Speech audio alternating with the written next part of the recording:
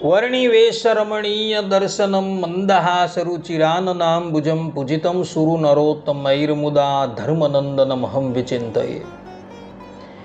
અસતોમા ષડગમય તમસોમા જ્યોતિર્ગમય મૃત્યુર્મા અમૃતમ ગમય. ઓમ શાંતિ શાંતિ શાંતિ.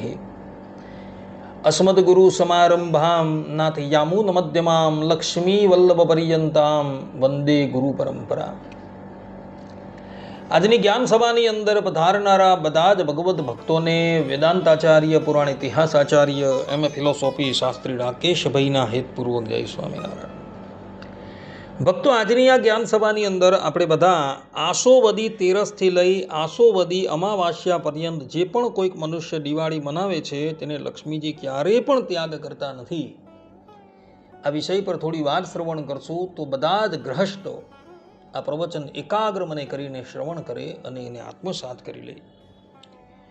તો પ્રાય તમે જોજો કે આપણા વડવાઓ અર્થાત કે આપણા પૂર્વજો આસોવદી તેરસ એટલે કે ધનતેરસથી લઈને આસોવદી અમાવાસ્યા પર્યંત એટલે કે દિવાળી પર્યંત ખૂબ ધામધૂમથી દિવાળી મનાવતા હોય છે.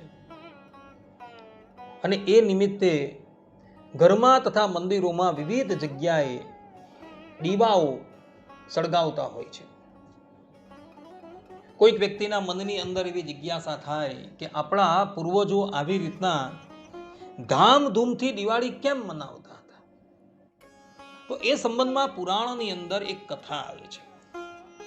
વાત એવી છે કે વામન અવતારમાં ભગવાન શ્રી હરિએ સંપૂર્ણ પૃથ્વીને 3 ડગલાની અંદર માપી લીધી અને બલિરાજાની દાનશીલતા અને ભક્તિથી પ્રસન્ન થઈ વામન ભગવાને બલિરાજાને વરદાન માંગવા માટે કહ્યું.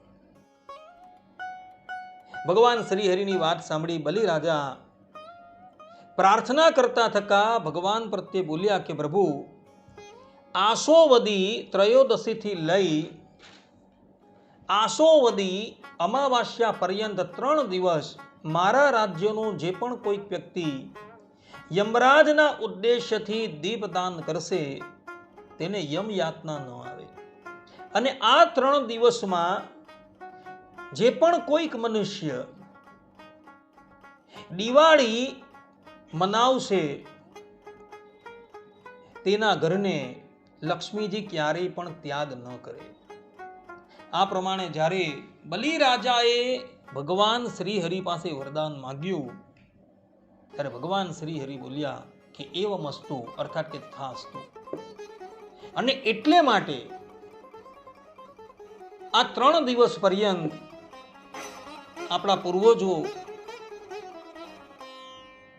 દિવાળીનો ઉત્સવ ખૂબ ધામધૂમથી મનાવતા હતા. એનું કારણ એ કે આ 3 દિવસ દિવાળીનો ઉત્સવ મનાવવાથી લક્ષ્મીજી ઘરનો ત્યાગ કરીને ક્યારેય પણ જતા નથી. કારણ કે એ પ્રમાણેનું વરદાન બલિરાજાએ ભગવાન શ્રી હરિ પાસે માંગેલું છે.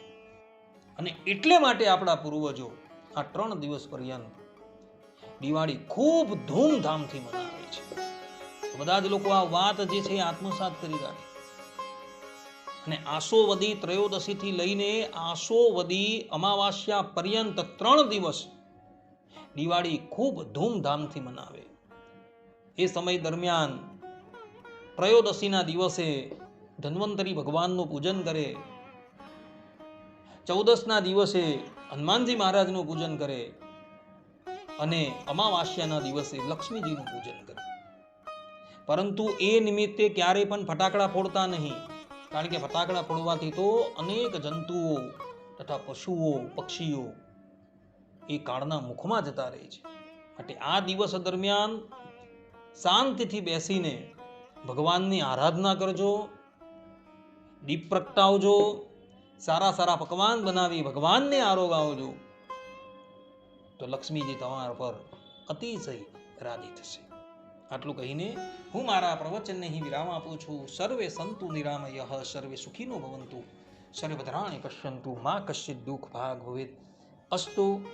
જય સ્વામિનારાયણ. જય શ્રી કૃષ્ણ. જય સિયારામ.